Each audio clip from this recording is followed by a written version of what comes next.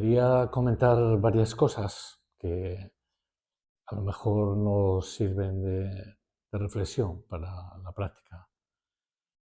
La primera es que la meditación se puede entender como un arte, es una práctica, ¿no? Una sadhana, como se diga, pero es un arte. ¿Eh? Un arte, todo arte, por un lado, requiere un conocimiento, unas características, ¿no? Para la ejecución, ¿no? De una tarea y, digamos, un conocimiento técnico, podemos decirlo así, o procedimental, y también el desarrollo de una intuición, de un saber, de un savoir-faire, ¿no? Eh, en el sentido, en lo que concierne a la propia práctica. Claro, esta segunda parte, la parte intuitiva, este savoir-faire o este saber hacer, eh, tiene que ver con la experiencia, ¿no? Con el ejercicio mismo de la práctica, es decir, que se adquiere con la práctica misma, ¿no? Con la experiencia, con el tiempo, con la implicación, con la entrega, etcétera, ¿no? Podemos decir que la primera parte del conocimiento procedimental es un conocimiento más consciente, más intelectual, más, es una adquisición, podemos decir, ¿no? Más externa, ¿no? Algo que tomamos de fuera, de alguna fuente externa, puede ser de otra persona o de un libro, o, no sé, cualquier otro medio externo. Y en la segunda parte, la parte intuitiva, es procede de una fuente interna, podríamos decir así, que es el aprendizaje que adquiere eh, el propio cuerpo-mente, es decir, la propia totalidad, ¿no? El ser. ¿Eh? Y en ese sentido es un conocimiento más inconsciente, más involuntario, más espontáneo, ¿eh? Más autónomo. Entonces, en este sentido, es un arte. Eh, Cuando la práctica ya tiene este cariz o esta dimensión de arte, cuando ya la práctica tiene un cierto desarrollo, entonces se podría decir que es un ejercicio, una práctica, un modo de estar, una posición o un posicionamiento desde la espontaneidad hacia la espontaneidad, ambas cosas, ¿no?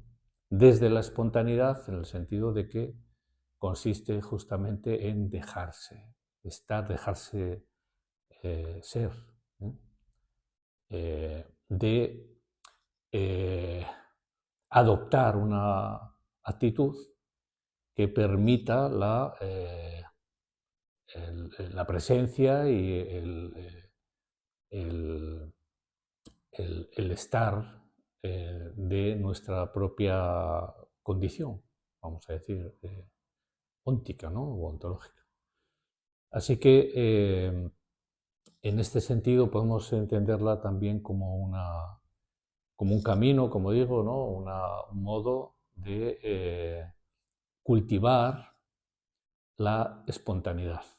Cultivar la espontaneidad no en un sentido artificioso, porque no tendría sentido, sería una contradicción en sí misma, sino que el cultivo de la espontaneidad, en este caso, en la práctica meditativa, consiste, a mi entender, precisamente en darle eh, un camino, ¿no?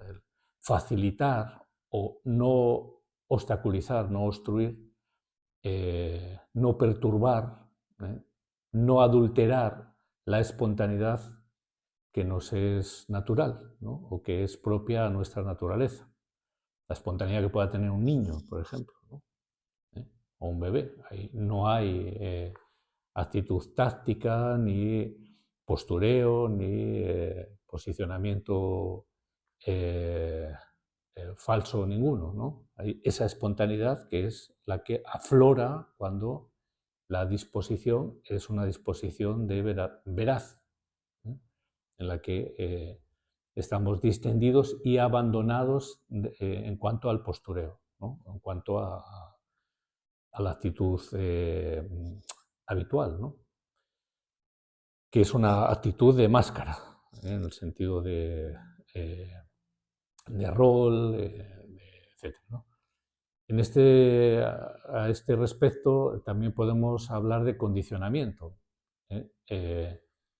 Normalmente en las interacciones y en las actitudes cotidianas uno está condicionado a la espera de, o si estamos interactuando con algo o alguien, también está teniendo un peso específico lo que el feedback que podemos entrever en las percepciones de su gestualidad o en sus comentarios o en las memorias que tenemos de otras interacciones con esa persona, esa situación, etcétera, etcétera, ¿no? Es decir, que actuamos desde ese condicionamiento. En la práctica meditativa es una práctica en la que la apuesta, por decirlo de algún modo, es de descondicionamiento. ¿Eh? Es estar descondicionado, no esperar nada, no basarse en ninguna memoria, no elaborar, no anticipar, no analizar, no juzgar, lo que ya sabemos, ¿no? Pero esto es un descondicionamiento, es una manera eh, de estar desasido, desapegado, pero desapegado justamente de todos esos factores que nos condicionan y que no nos permiten funcionar desde la espontaneidad. La liberación o la autorrealización, la individuación, el opus alquímico, ¿no? La piedra filosofal, que, por cierto, también se denomina el arte, ¿no? El opus, ¿no? La obra, ¿eh? A todo ese proceso proyectivo, ¿no? Que, eh, que describían en términos químicos los alquimistas, ¿no? Medievales, ¿no? Tanto en Europa o en Occidente como en Oriente, etc. Todos esos términos son términos que tienen que ver con el descondicionamiento, es decir, con que la persona llegue a ser ella misma realmente, ¿no? Con un proceso de desarrollo o de actualización, de descondicionamiento que conlleva una completud, la realización de la totalidad que somos. Pero esa realización es una realización que tiene absolutamente que ver con la espontaneidad y con la libertad de ser quien eres. Entonces, en este sentido, cada sujeto realizado, liberado, individuado, como queramos llamarlo, es único. No es posible compararlo con otro u otra, porque la realización es un ensayo original, podemos decir así, ¿no? Es una mismación que tiene que ver con la exclusividad, ¿no? En este sentido, también se podría decir que hay una parte común, ¿no? Universal, colectiva o impersonal, y hay un aspecto también singular o personal. Por esta característica o podemos decir, este rasgo de la realidad que se podría describir en términos de conjunción, ¿no? De conjunción, en cuanto a que los contrarios, de que todas las cosas tienen este lado y su opuesto, por así decir, ¿no? Y que en última instancia constituyen una unidad que no se puede explicar o concebir desde una perspectiva vivencial dualista, ¿no? Porque mm, no permite esa vivencia, ¿no? La vivencia es de que dos asuntos que son opuestos o contrarios se concilian, ¿no? Están en una misma identidad, por así decir, pues es difícil de procesar o de entender para la razón, ¿no? Bueno, entonces todo esto hay que tenerlo en cuenta, ¿no? Estamos caminando o permitiéndonos o ejercitando la, la presencia, ¿no? La libertad de ser quienes somos, ¿no? Y esa espontaneidad es eh, en lo que consiste el propio ejercicio meditativo.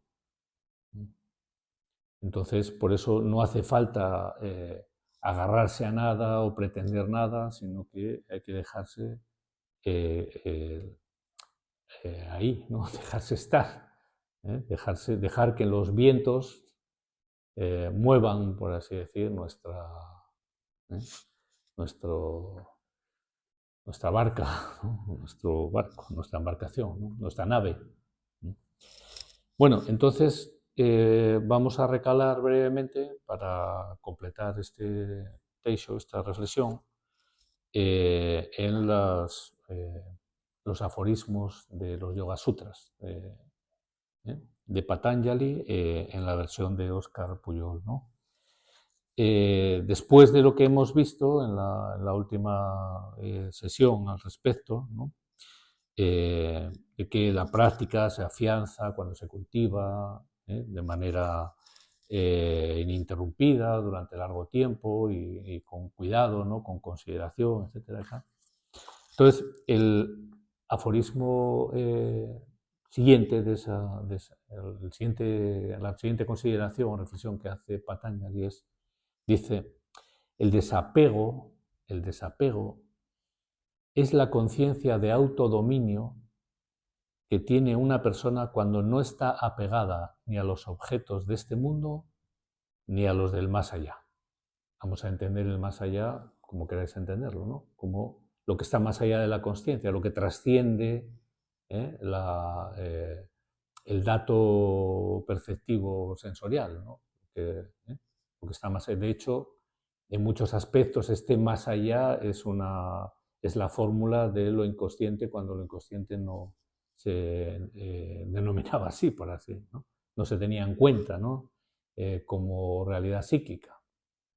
Entonces, el desapego es la conciencia de autodominio que tiene una persona cuando no está apegada ni a los objetos de este mundo ni a los del más allá. Es decir, ni a lo que tiene que ver con la interioridad o con otros aspectos que no son los objetos externos, ¿no? Y bueno, entre otras cosas, lo que comenta Óscar Pujol es que el desapego no tiene solo el sentido negativo de indiferencia hacia los objetos de los sentidos, sino el sentido positivo de conciencia de autodominio. Cuando aquí se habla de indiferencia con respecto a los objetos de los sentidos, desde mi punto de vista hay que entenderlo bien, no es una indiferencia en el sentido de una insensibilidad, sino en un sentido de una libertad que permite relacionarse con los objetos de los sentidos de otra manera que no es estar ahí hiperimplicado todo el día con esto, con lo otro, con lo más allá, ¿no? Entonces, al respecto dice, repito, el desapego no solo tiene el sentido negativo de la indiferencia, este aspecto, ¿no?, que yo comento, hacia los objetos de los sentidos, sino el sentido positivo de conciencia de autodominio. Conciencia de que uno en un momento dado está o puede estar por encima de esa hiperimplicación. Dice, esta conciencia de autodominio se caracteriza por el hecho de contemplar los objetos sin el deseo de poseerlos, es decir, ¿no? Sin esa hiperimplicación, ¿no? Pero tampoco de rechazarlos. Esto es lo interesante, o sea, lo que hay que tener en cuenta, ¿no? Implica, o sea, ese desapego, ¿no? Y esa conciencia de autodominio no solo implica una indiferencia, ¿no? Un desasimiento con respecto al objeto, sino también el, el hecho de que no hay un rechazo hacia ello. No hay ni un afán de, ni un rechazo. Es una relación, podemos decir, ecuánime, o más libre. Bueno, también comenta que, bueno, que esa renuncia, ¿no? O ese desapego, no implica un sacrificio o abandonar algo realmente deseado, sino, en cierto modo, la consecución de algo mejor. Es decir, pone el ejemplo, ¿no? Del fumador, ¿no? Dice, cuando llegue el fumador, ¿no? Cuando deja de fumar, cuando llegue a disfrutar plenamente del placer de respirar, pues seguramente no volverá a fumar o no tendrá esa misma disposición a fumar, ¿no? Entonces dice, el desapego, como veremos en el próximo sutra, es de dos tipos, supremo y ordinario. Aquí está hablando del apego ordinario. Ya veremos qué es el desapego supremo, pero de lo que estamos hablando es del apego ordinario a los objetos de los sentidos o a consideraciones que tienen que ver con el más allá, pero en el sentido psíquico, ¿no? Entonces, dice, en este aforismo se define el desapego ordinario, ¿no? Y ahora dice, la mente tiene inclinación por ciertos objetos sensoriales a causa de las impurezas mentales, bueno, utiliza un término en sánscrito, etcétera, etcétera, ¿no? Entonces, el asunto está que cuando, vamos a ver dónde lo dice exactamente, ¿no?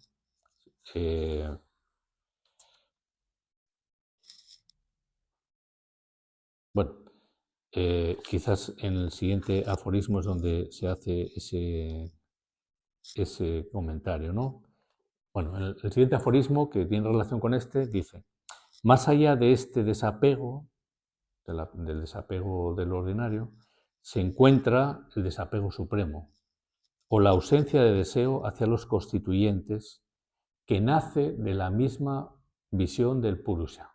El Purusha, ya hemos dicho, que es la propia consciencia, ¿no? la inteligencia que nos permite estar conscientes, la mente de Buda o el Atman, como queramos llamarlo, pero es esa visión, ¿no? Esa consciencia, esa capacidad de ver, ¿no?